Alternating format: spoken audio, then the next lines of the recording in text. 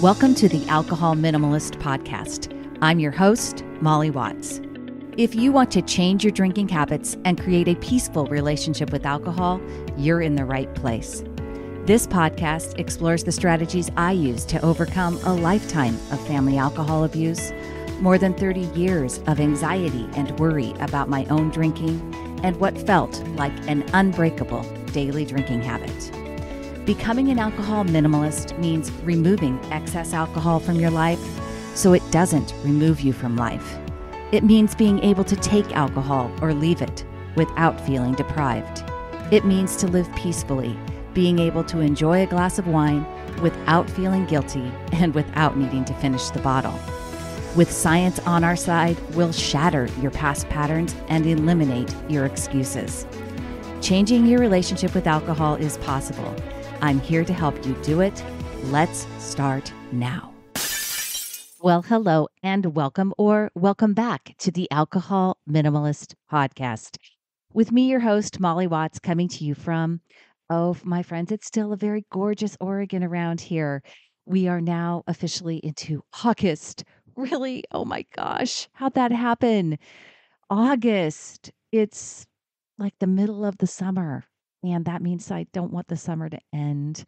I really don't. I'm just enjoying this dry, warm weather that we've been having. And I have just come out of my more dry July. How about you? How did more dry July go for you? I hope that you found ways to prioritize alcohol-free days and to add them into your life. That's really the goal of more dry July. If you didn't take advantage of that opportunity or join me along the way, I'm going to have another opportunity coming up in October when I do more sober October. So you can join me then if you didn't do it already. And for those of you that did, do it again, right? Before I get to this week's show, I do have a prize winner. Remember, if you would like to be entered into a drawing for some alcohol minimalist swag, all you got to do is leave a review of this podcast or of my book, Breaking the Bottle Legacy, wherever you're listening to this podcast or wherever you pick up the book, and you will be entered in. I will find you. You can also leave comments on YouTube. You can leave reviews on Goodreads, wherever you're listening or reading. I will find you, add you into the big randomizer drawing, and you could be the next winner of some alcohol minimalist swag. Today's winner is Christina H73. Christina H73. You left a review on Apple Podcasts. Love it. And it says, perfect podcast. Well, thank you very much. I appreciate that. This is exactly what I was looking for. I feel that I need to break a daily habit, and this is perfect for just that reason. Oh, I appreciate that so much because that's exactly who I was. And I'm glad that what I talk about here is resonating with you, Christina H73. Please email me, molly@mollywatts.com, and I will mail you out some alcohol minimalist swag. Before we head into this week's show, I do have one more announcement, and that is that I am ready to open Making Peace with Alcohol. I am going to be doing a free masterclass and training called How to Stop Worrying and Start Changing Your Drinking.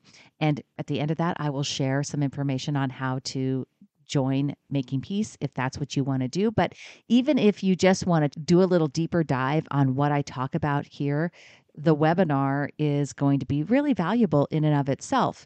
It's going to be live for those of you that can come join me live on Friday, August 18th at 10 a.m.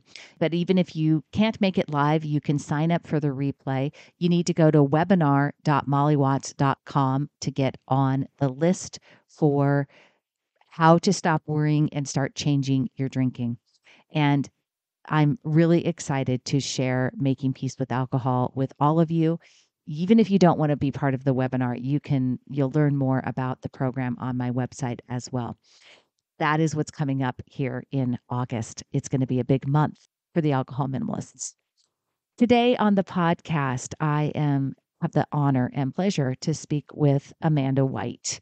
And Amanda is a therapist. She is a recovered drinker, and she wrote a book last year called Not Drinking Tonight. And Not Drinking Tonight, I may say that this is now maybe my second favorite book behind, well, if I count my own, right? And then everybody knows I love Dr. David Nutt's book, Drink, the New Science of Alcohol in Your Health.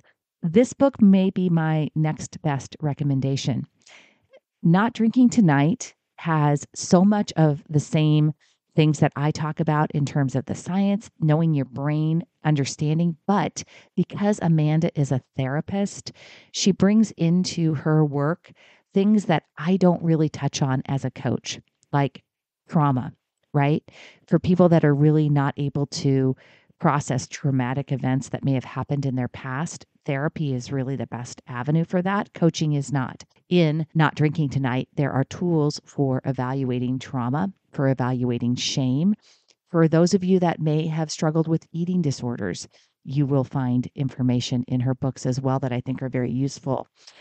There's just a lot of mindfulness techniques. There's a lot of practices, and there's an accompanying workbook, which was really designed for clinicians. She and I talked about that on the podcast a bit, but I think it's a valuable tool for anyone. I just so appreciated having her on the show. She has her own practice, and that practice, it's called Therapy for Women, though she does work with men as well. It's available in 27 states, so you don't have to be local to her to be involved with that therapy if you are looking for that opportunity. Without further delay, here is my conversation with Amanda White. Good morning, Amanda. Thank you so much for being here on the Alcohol Minimalist podcast. I cannot wait to talk with you and share your work with my folks because it's so important. And as I just shared with you before we jumped on here, I really think that it resonated with me so deeply because it really reflects a lot of the same thinking. And a lot of what you share in your books is the same kind of language and the same process that I share in mine. So not making my book sound as wonderful as yours, but at least we're on the same page. Yeah. So welcome. Thank you. Thank you so much for having me. I'm excited to chat with you. Yeah. Give us a little bit of the backstory. One of the things that I appreciated about your book from the very beginning was the fact that we kind of dive into the language right away. Like, am I an alcoholic? This is a question that a lot of people spend a lot of time trying to Yep. determine. Take me back, kind of where that began for you, and let's dive into where you are today.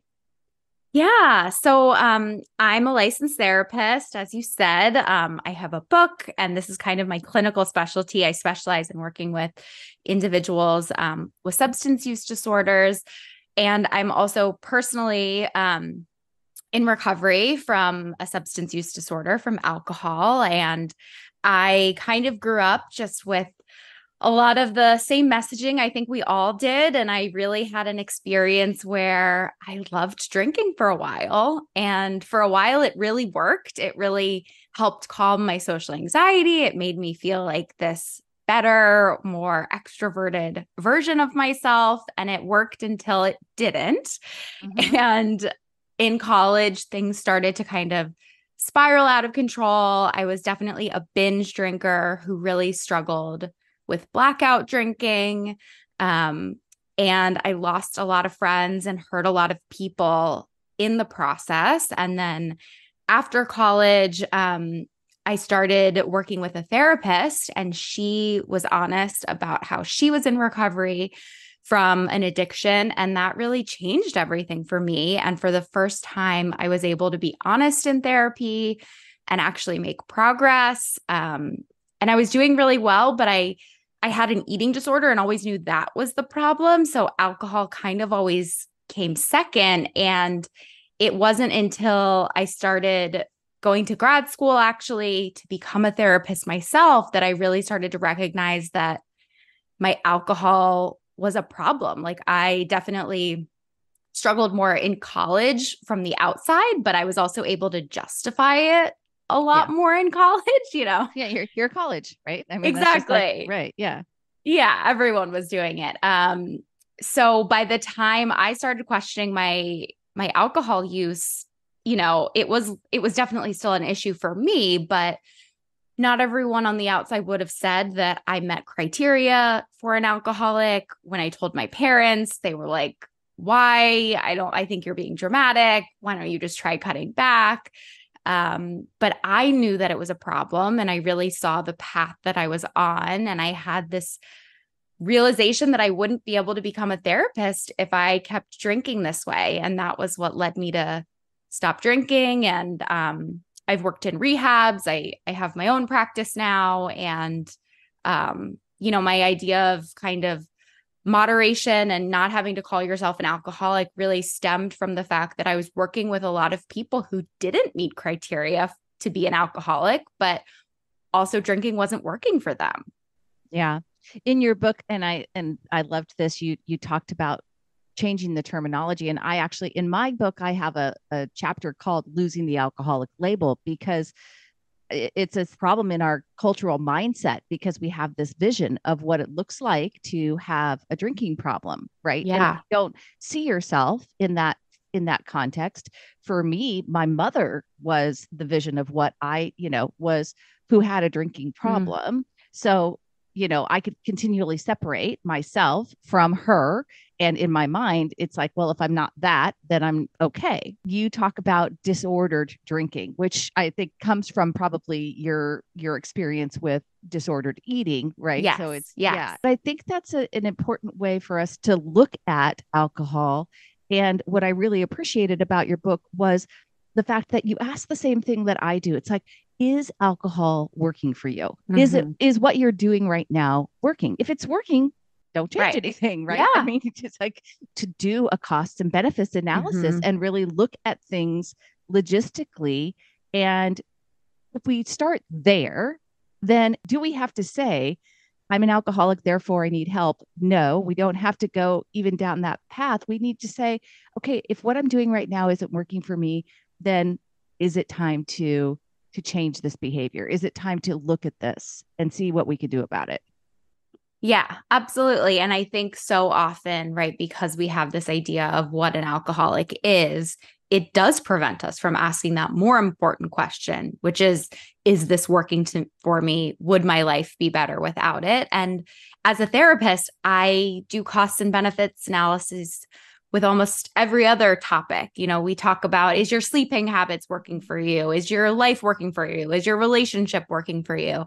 And for some reason with alcohol, we can't do that because people get so worried that if they say it's not working, they will be labeled an alcoholic and they will be told they can never drink again. And people are rightfully, scared off by that.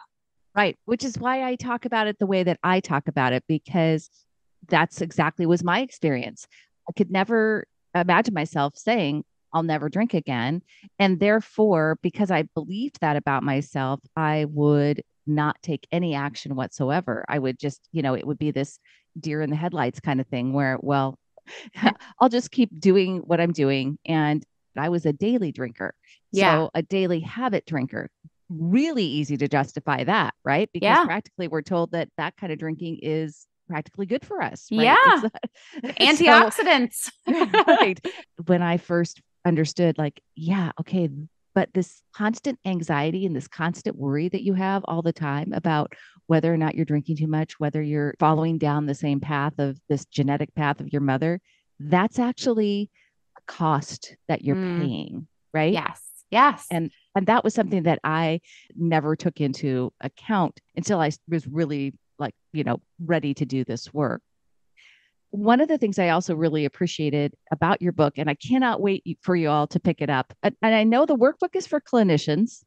I got the workbook because I plan on using it in my coaching practice, but I think it's a valuable tool for anybody that is doing the work, especially for self-changers. This is a resource for self-changers, right? Yeah. So for people that want to take action themselves, who aren't going to invest in therapy or coaching, these are tools. So your emphasis in separating out some of the things that might necessitate, in my opinion, a therapeutic relationship, a therapy relationship, as opposed to just a coaching relationship. Can you talk to me a little bit about trauma and shame as something that you work with, especially when it comes to alcohol use? Yeah. I mean, I think that shame and trauma are both really intertwined with it. If you're if you're drinking in a way that's like negatively impacting you or your family, it's probably very likely that you have shame around it. And I think what's so interesting is people really feel like if they beat themselves up enough, they will be able to make themselves change. And that there's this idea that shame is this positive motivator for change. And according to the research, that's not true, especially when we look at a habit like alcohol use. What's so insidious about shame is that we feel shame and then we drink to relieve the shame and feel better. And then we end up putting ourselves in a position or doing something that we regret, which causes more shame. And then we cope with it again by drinking. So it becomes this like, finger trap where the harder you try to get out of it, the more you want to drink to cope. So we have to instead break away from the shame and start treating ourselves with compassion. And I really am a believer of, I don't care whether you believe you deserve compassion. I don't care whether you think that, other people believe that, other people may be mad at you and whether you think that that's correct of them. Like shame can be so insidious because we think we deserve, what happens to us, but it is just straight up not effective for change. And if you want to break out of that, you have to start treating yourself compassionately to start a new cycle. Yeah. I use the terms compassion and curiosity because I think they go hand in hand. We need compassion for ourselves and we need to be curious. I think the biggest problem with shame is that it turns us off from being curious about what's really going on underneath the reason that we made the choice that we did. We have to get down into understanding where the choice went awry, where the behavior, what happened to lead us, because we don't make choices in a vacuum. We don't decide to drink usually in a vacuum, and we don't decide to whatever negative consequence we probably are. There's a choice there as well. You taught me a term, and well, you probably taught me more than one term, but one term that stuck out to me in this book, because I think a lot of us hear about cognitive dissonance, meaning that this idea where we want to do something, but we want to do something, but we're not doing it. And so there's this dissonant behavior. You talked about getting stuck in our thoughts and that being cognitive fusion. So I didn't know about cognitive fusion, but here's what it says in the book. When we are not aware of our thoughts or internal dialogue, we may believe we are our thoughts. We have our thoughts, but we are not our thoughts, which I love because I say the similar stuff all the time. These are sentences in your brain. They're not just, they're not you. And when we don't understand this crucial difference, we can get stuck in our thoughts. And this is also known as cognitive fusion. So that is I love that because again, it's so important for people to understand how powerful their thinking is. Yes. And I think that that's where that, shame really comes in too, is that I think people feel shame sometimes over what they think and they don't recognize that, just because you have an automatic thought that pops into your brain doesn't mean that that is you or that's what you want. I mean, one thing that I personally struggled with, and I see the, clients that I work with struggle with, is that if they have the thought that they want to drink, they immediately start to judge themselves and beat themselves up for that. And then again, we get into that. If you're beating yourself up, you're going to feel bad. And then you're going to make the desire to drink even stronger rather than recognizing just because you had a thought that you want to drink, like, okay, it's a habit. Of course, you're going to think that and treating yourself with compassion. Yeah, I love that. I think in the book you said it, and I use the same terminology. You got to normalize your thinking, right? Like it's just telling yourself like it's completely normal that you would think I want to drink, even though you have this, that's the cognitive dissonance, right? You've decided that you want to work on your drinking. You want to change this habit. So you're all in on getting better and making better choices. And then all of a sudden you have this thought or this urge or this craving to drink. And you're like, wait, what's going on here? I'm trying to get better. How come this keeps coming up? Yeah. I'm an alcohol minimalist. We are the alcohol minimalists around here. And really what I think is so important is the same work that people do to become sober or being alcohol free, I think is the exact same work that I did to break a decades long daily drinking habit. I now have, a minimum. I mean, I've multiple alcohol free days a week. I never have I would never I don't over drink. I don't, I never look to drinking. I don't want alcohol to try to change how I'm feeling, right? Yeah. I'm not looking for it as an opportunity to, and I understand so much more about the science behind alcohol. And that was another thing I loved about your book, because people ask me all the time. I say I'm a science person. So science is a big part of what helped me change my thinking about alcohol, right? I used to believe that I needed alcohol to unwind and relax. And what I learned was the amount that I was drinking was actually causing a rebound impact in my brain that was actually causing me to be anxious all the time. Yes. And so, right. Which then made you seek it out, right? Again, like the cycle. Right. Yeah. And so I loved that you shared so much science in your book as well, because I think that it really helps. Then you have ammunition for your brain. When these things come up, you can go, okay, yeah, understanding the neuroscience, understanding how your brain works a little bit better, and understanding some of the science behind it actually just helps everything become less dramatic and more data driven. Yeah, absolutely. And I think it's especially important with this topic because there is so much research out there still that, people like to pull from, that alcohol is healthy. And until you actually look into the research and the data and who's funding this research, which, spoiler alert, a lot of times those antioxidant positive, right? It's like by an alcohol brand that's like sponsored it or their parent company. So I think that that's also really important too, because I'm very much, I don't like to add morality to things. I don't think it's helpful to classify drinking as good or bad. I really am a believer in it either works or it doesn't. And let's focus on that in someone's life. I agree 100%.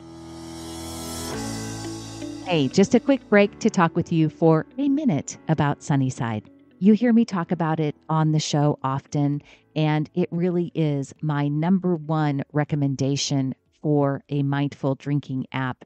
People use this tool in my groups, in my classes, and they tell me all the time how much they really appreciate the fact that Sunnyside is a very positive reinforcement. And what I mean by that is that when you track your drinks, and let's just say you planned for one drink and you ended up having two, if you're honest and you track that second drink, you're not going to get a message that shames you in any way or reprimands you. You're actually going to get positive reinforcement for tracking a drink that you didn't plan on, and some ideas and some suggestions for going and grabbing a snack or getting some water. Sunnyside is like having a coach in your pocket, and I love that. You can try it for a 15-day free trial. Go to www.sunnyside.co/Molly to get started today. I tell people all the time, for some people, the most peaceful relationship they're going to have, that's the terminology I like to use, creating a peaceful relationship with alcohol. For many people, for some people, being completely alcohol free is going to be the most peaceful choice. And that is a great choice. Yeah. It's the safest choice, there's no, scientifically speaking, it's the safest choice. There's no two ways about it. There's no argument for me on it. And if someone is able to include alcohol in their lives, they should do it in a minimal way, which is what I did, what I would suggest. Also in the book, lots of different tools for practicing things that help people address some of the underlying reasons that people turn to alcohol in the first place, right? So alcohol, we have to recognize, for some people, has become their coping mechanism, right? Yeah. And I appreciated that in the book as well. You didn't just, like you kind of said, if you're somebody that's really turned to alcohol and this is your coping, then you may want to consider just a cutting back schedule and not just going, cold turkey, no more drinking, because you have to I mean, that is, for some people, it is a coping strategy. Yeah. Yeah, absolutely. And I think that we can, like, the culture can be very black and white about things, and there can be a lot of like demonizing of alcohol. And I'm always looking at things from a clinical perspective. I'm thinking about the person that's struggling to get by, and alcohol is the thing that's keeping them afloat. Like, I want to first give them tools and other life rafts before we take away their main Right. one. Yeah. You talk about really about mindfulness as being something that is a tool in terms of breaking away from any unhealthy coping mechanism. I say all the time, what I talk about is a meta skill, whether it's alcohol or something else. If you're going to change the behavior, there's some practical tools. Yeah. And mindfulness is one. And you gave an example, which I thought was, I just love this tool. This is a therapy tool, I assume, right? At the 5, 4, 3, 2, 1. Yeah. So 5, 4, 3, 2, 1 is list 5 things you can see, list 4 things you can touch, list 3 things you can hear, list 2 things you can smell, and 1 thing you can taste. Talk to me about why mindfulness is a powerful tool for anyone. Yeah, I think mindfulness really sets the foundation for, we were talking about curiosity and like self-introspection. If you're not mindful of what's going on in your, current surroundings, in your emotional surroundings, like in your head, it's really, really hard to change because you're not aware.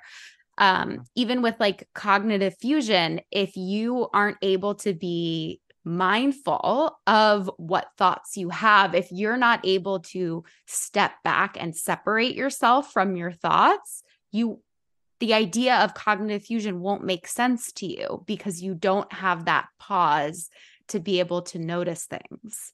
I also think if we're talking about something like alcohol, which is such an automatic ingrained habit, we need to, right, for curiosity to happen, for us to be able to really notice how we feel before we drink, how we feel after, what our thoughts are around it, what our emotions are around it. We have to have this foundation of being able to be curious and recognize all of that. And without it, I think I give the example in the book. A lot of times people are just like, I drank and I have no idea why. And there was nothing that happened. I just drank. Right. And we really have to pause and with a fine-tooth comb be like, okay, let's really break down all the things that happened before. And if you don't know how to be mindful in your life, you're not even going to be able to tell your therapist or someone else, or excavate it for yourself, because life is just going to happen at you. Like, I was working and then all of a sudden I drank and I don't know what happened. Right.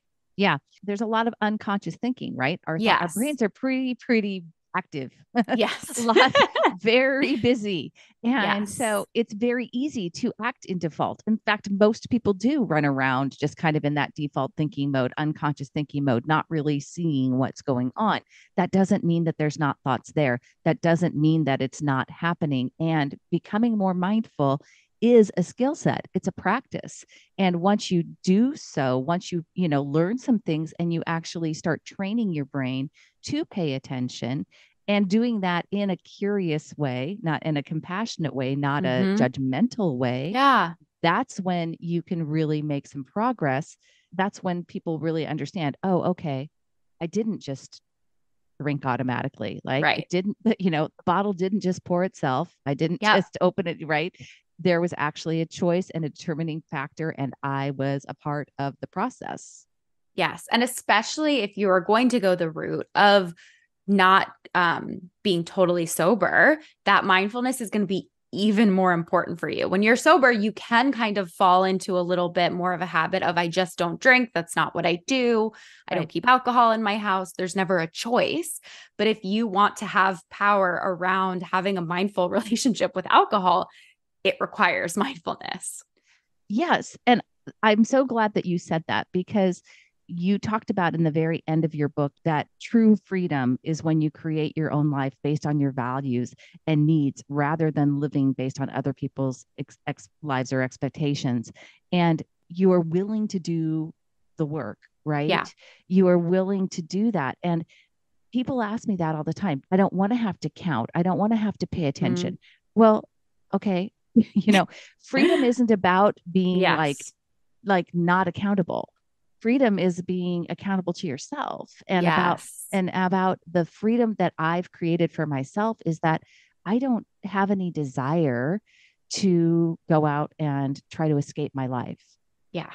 Which I Yeah. think is where most people who develop a problematic relationship with alcohol or food or gambling or, social media or shopping or, Yeah. you name it, we're trying to escape our lives in some way. Absolutely. And I think that's what's hard about it is, when I talk about some of the brain science around habits and things like that, it is hard to just casually, and this is what a lot of people want, right? It's hard to casually escape your life sometimes. Yeah. It's hard to just schedule that a little bit and not have it be too much, because I think all of us at the end of the day, being human is hard. Life is hard. Of course, we're going to have that desire to escape. But if we're not mindful about it, if we don't develop all of those other coping skills, it is really easy to just fall into that pattern. Yeah. And we get sold this whole idea that we're searching for happiness, like even in the Constitution, right? Yeah. In the pursuit of happiness. And instead, I think we should be in pursuit of the human experience, because that really is like life is 50-50. Yes. We have to have the bad to understand the good. And until we really just go, okay, this is a crappy day and that's okay. Right. Yeah. And I think you talk about it in the book, you use the word allowing things, allowing emotions. Yes. And being able to articulate and describe the physical sensations that accompany emotion, because we often give a lot of credence to I just didn't feel like it, or our, the emotions of our lives really are how we navigate the world. But if we really want to get technical about it, most of the times, feeling is just a physical, is just a physical vibration in the body. Yes. And when we really start to get compassionate and curious with ourselves, distance ourselves a little bit from it, we can allow it to be there without needing something to change it, right? To have to drink over it, or to eat over it, or to, spend over it, whatever it may be. Yeah. And it's that is where the mindfulness piece comes in too, of it's much easier to be with your emotions when you don't feel as though you are just overtaken by them, when you can have some of that distance and recognize, right, I am feeling anxious versus you are just anxious. Right. I'm a really big fan of recognizing and using the tool of I'm having the thought that this is happening, or I'm having the physical sensation of my heart racing. I think we can get our brain loves shortcuts, which is what it's designed to do. And there's nothing wrong with that. But taking the time when we can to slow that down can give us some space between how we're feeling or what we're thinking and us. I do a lot of talking about things that are basically cognitive behavioral therapy based, right? Yep. So one of the things that I never really understood until I started to do this work, because I don't think we are taught really in school until you become a therapist, evidently, right?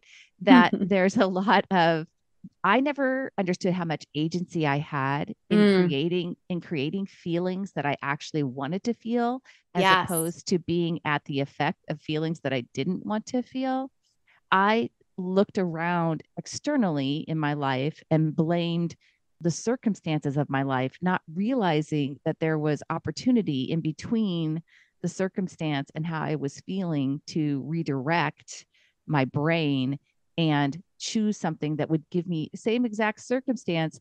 I could feel differently about it by changing how I thought about it. Yeah. And I that to me was mind blowing. This idea that I actually had agency. I tell people all the time, I used to be the most dramatic person I knew. Everything was just, was overwhelming. Everything was drama. Everything was chaos. I have 4 boys. So I was yeah, of course I'm stressed out all the time. Right. Duh. That's just me. And I didn't realize like, yeah, no, actually that's a choice, that there's Mhm. another perspective here that might actually make you feel not stressed out and overwhelmed, but joyful and, Yeah. grateful. Yeah. And I think there's a lot of power in like the duality of it, like recognizing, right, you can feel really overwhelmed and have all these body sensations going on. And, maybe all this life is happening around you, and you can still come back to like a mindfulness practice, or you can come back to gratitude. And it's not putting one over the other and suppressing those feelings. It's backing up and recognizing that you can hold both of those things at the same time. Yeah. Oh, I love that. Amanda, here's the problem. I could talk to you for like 3 hours, and I feel like I'm probably like using it as like my own little personal therapy session. And people are like, oh, wow. But hopefully they are getting a lot out of our conversation. And what I think most folks is that you are really going to want to pick up Not Drinking Tonight. And also, I highly encourage Not Drinking Tonight workbook as well. Amanda, can you please share with my listeners where they can learn more about you in general? Yeah, absolutely. And as an aside about my workbook too, yeah, it was a publishing decision that was made of why I had to make it for clinicians, Clinicians, sure. but I absolutely believe that anyone can get a lot out of it. As you know, there's tons of worksheets that are geared towards Yeah. the individual. So yeah, you can follow me on Instagram, Therapy for Women. My content is not just for women. That is the name of my practice. Yep. If you're interested in that, you can visit therapyforwomencenter.com. We have therapists in 27 states across the country, or we have office Amazing. locations in Philadelphia. And my website is amandaewhite.com. And I have a podcast that's called Recovered-ish. Oh, Recovered-ish. I don't Yeah. know if yeah. Oh, I love that. It's pretty new. It's been out for, I don't know when this will come out, but it's been out for about a month. So it's been a new Okay, that's endeavor why I of didn't know, mine. because I think, Yeah, I think literally, I don't think it was there when I first probably reached not. out to you.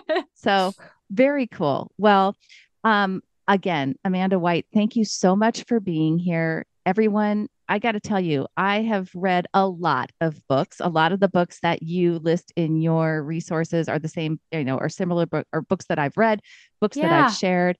What I really appreciated was both the science. You talk about neuroscience, which we love around here on Alcohol Minimalist Podcast. We talked about the psychology pieces and some of the alcohol science as well. Really great tools inside of it, folks. You're going to love it. And Amanda, I just appreciate you taking the time. Yeah, thank you so much for having me. Thank you for listening to the Alcohol Minimalist Podcast. This podcast is dedicated to helping you change your drinking habits and to create a peaceful relationship with alcohol. Use something you learned in today's episode and apply it to your life this week.